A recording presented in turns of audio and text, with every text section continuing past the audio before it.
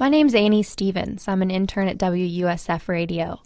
During my recent month-long trip to study Northern Africa, I stumbled across wonderful stories. So here's some insight into a young journalist's world. When the plane landed in Cairo and I looked out the window, it didn't feel like I had left Florida at all. But as I stepped out of the airport security zone among the 100 waiting Arabic men and women, I knew it.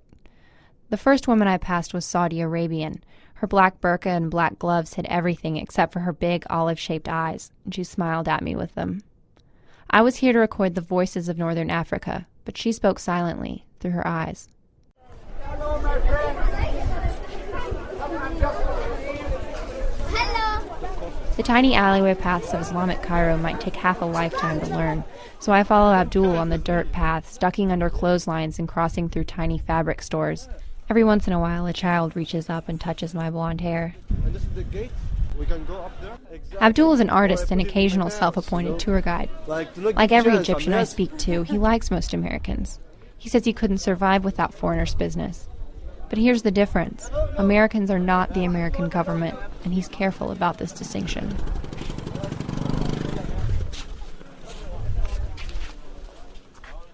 After more weaving and ducking, we push into Hussein Square and stop to hear the 5 o'clock call to prayer blasted over the loudspeakers. Prayer echoes throughout the entire city, and, I imagine, the entire country, too. I witness Muhammad is the prophet of God.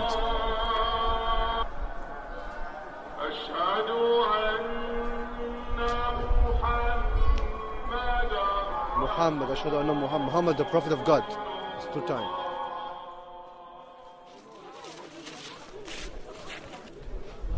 After dark comes, Abdul wants some tea and a hookah. We sit in an outdoor cafe amid the scented smoke, talking for hours and drinking tea, or, in my case, strong Turkish coffee. It doesn't take long for our conversation to turn to politics. Here, it never does. Like many, he says America is a bully. Abdul makes sure my recorder is off before he tells me, quote, Osama bin Laden is a respected man here. He's the only one who stands up to American government. Abdul concludes, his violence is wrong. He misunderstands Islam this way. We can't agree with his violence, but he is heard, isn't he? This is the ever-present idea in almost all of my conversations with North Africans. Those who aren't rich feel they aren't heard. But let's be fair. There are people who feel the American government does good. 3,000 miles south in Ethiopia, I'm counting out 200 Ethiopian birr, about $20, to pay for my hotel room. A tall man with very dark skin asks who I am. His name is Ami, and he's the owner of the hotel.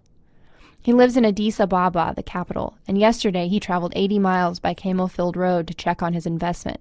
He has about 10 minutes to talk politics before returning home. Really, America is our right hand now. What do you think about American companies coming into Ethiopia?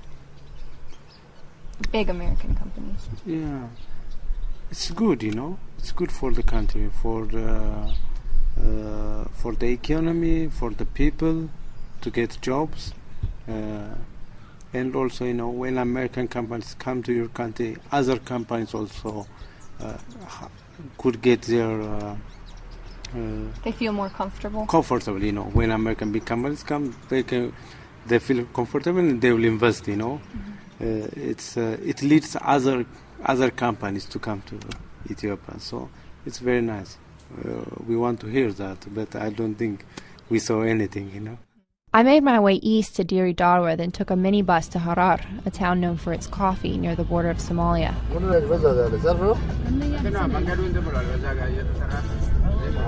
The drive would have taken an hour by car, but it takes 3 by minibus. 11 of us sit on 3 rows of bench seats. The company changes frequently because we make constant stops along the way. People squeeze out and others squeeze in. A young woman with a bag of rice balanced on her head looks at my recorder.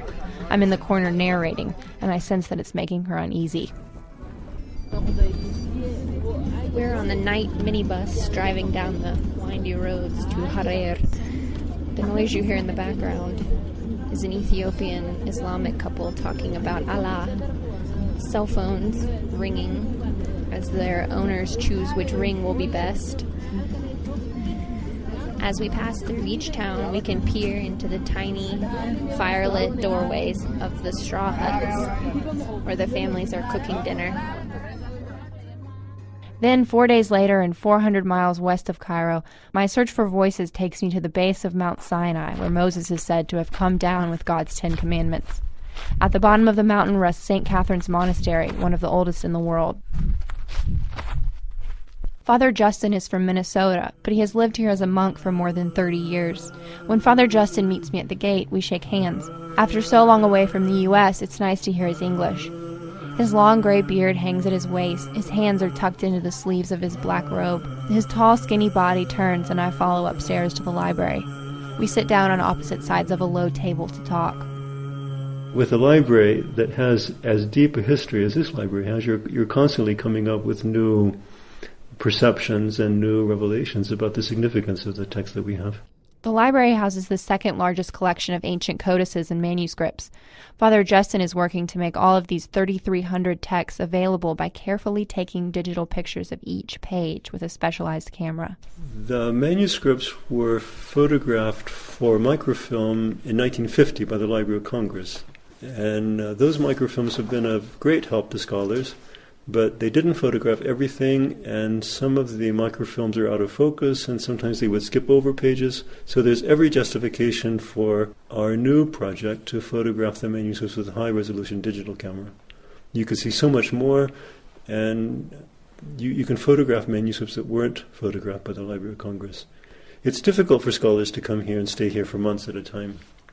So we've seen that with digital photography program, a scholar can come here for a brief period of time. He can look at everything within his field. He can say, out of these 30 manuscripts, these 7 are essential to my research, and then he can leave.